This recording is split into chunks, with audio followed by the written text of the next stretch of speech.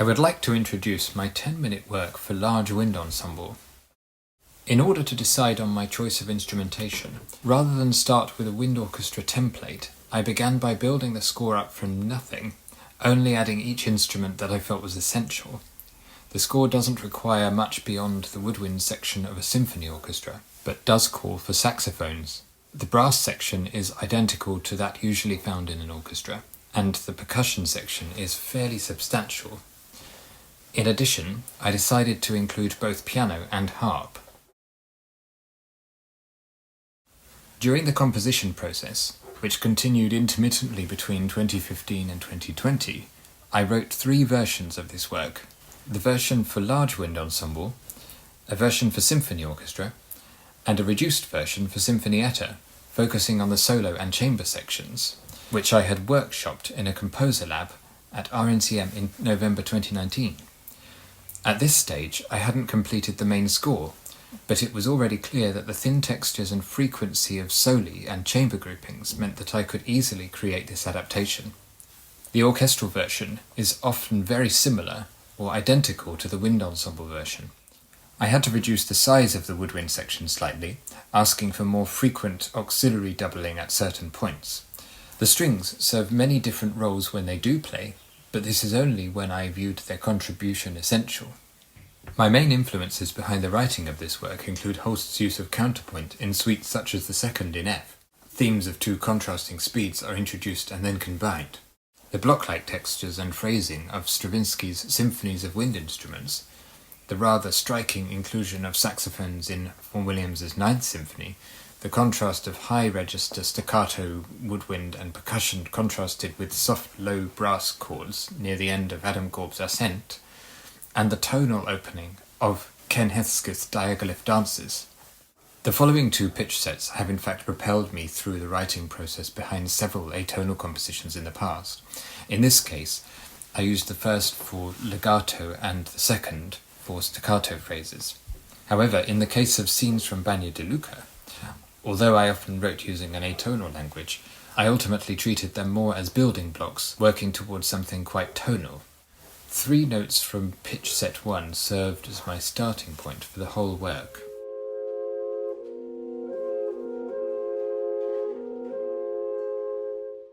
The aim was to open with a phrase for 3 saxophones that floats softly between 2 chords. I was keen to draw upon the significance of these 2 chords during the development and climax. I diminished the rhythm of the opening phrase to form the main staccato rhythm often used later, as shown here, or in variations of it, operating within the parameters of pitch set 2. My second use of pitch set 1 was also for saxophones, but this time as a quick and loud arpeggio covering all of the notes.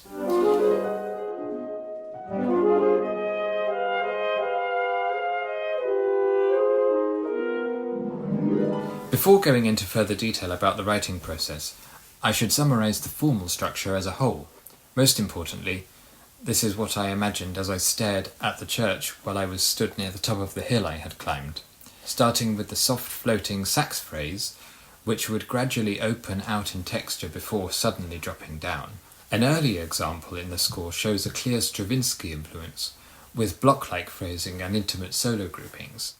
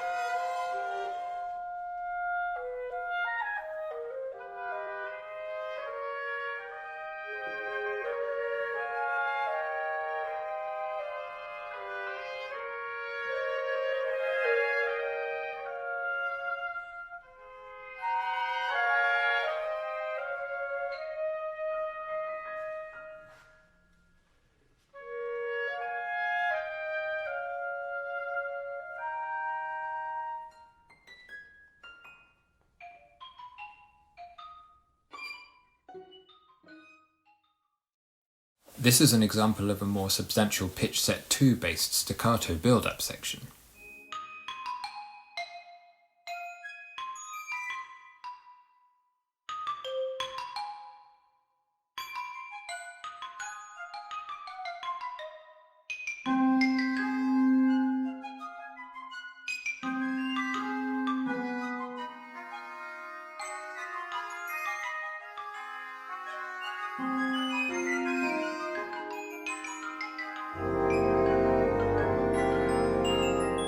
Once almost all of the instruments of the ensemble have been introduced, most of them come together, sometimes drawing upon my influences from the soft chords in Adam Gorb's Ascent.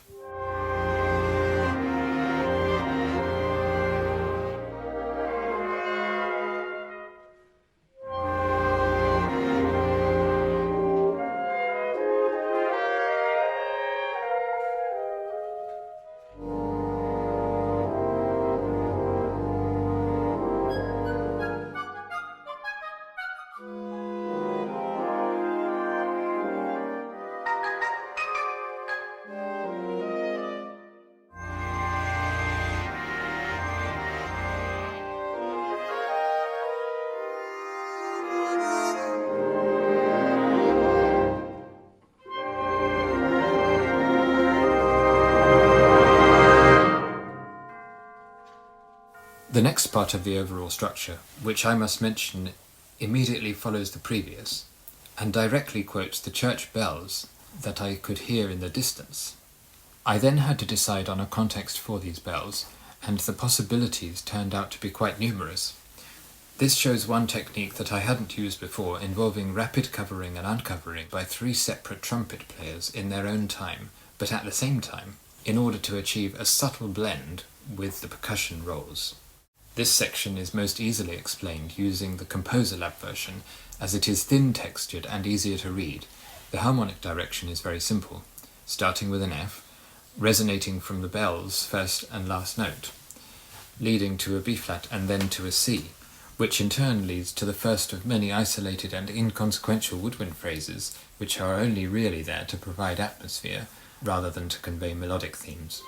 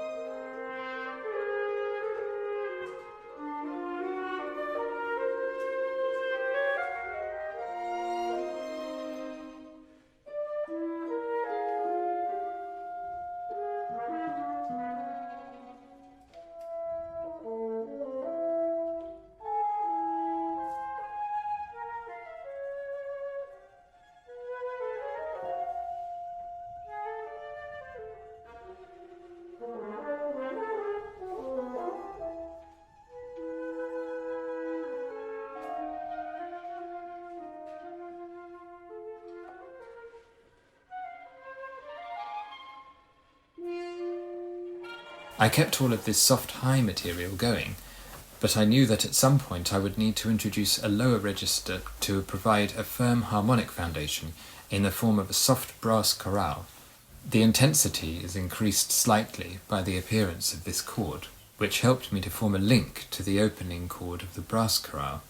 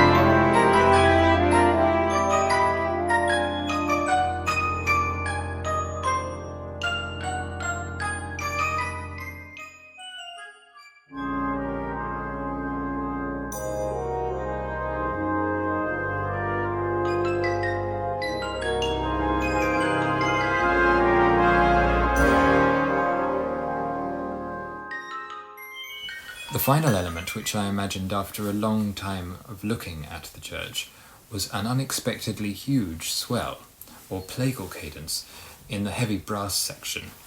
It was several years before I thought of a way of presenting this. As the trumpets and trombones crescendo on their B-flat major triad, the remaining players articulate an F minor chord. The approach to this includes constant reiterations and transpositions of the second chord first played by the saxes at the beginning.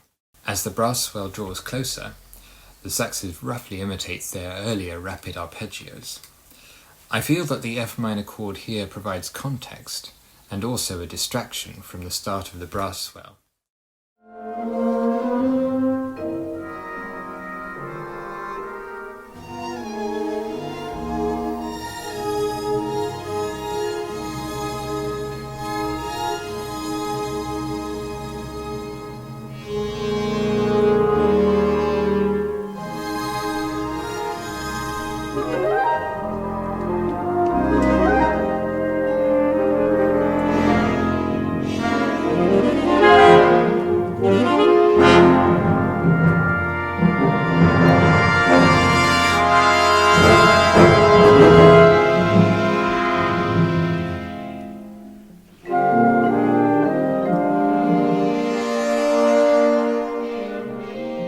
Now, in the aftermath of the climax, the bell theme is quoted but also built into the orchestration. Coming up with a suspension-like accompaniment to the bell theme was possibly the most exciting part of the writing process.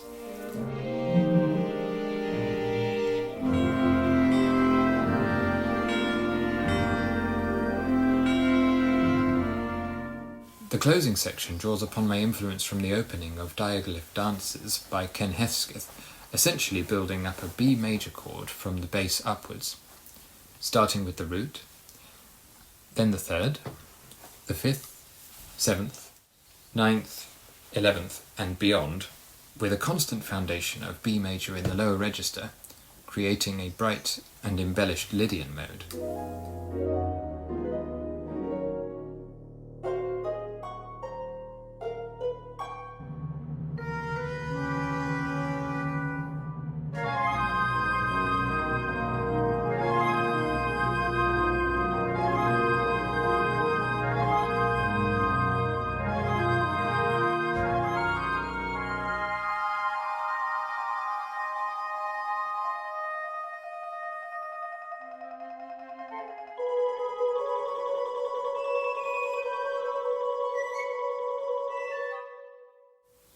Thank you very much for listening, and I look forward to your questions.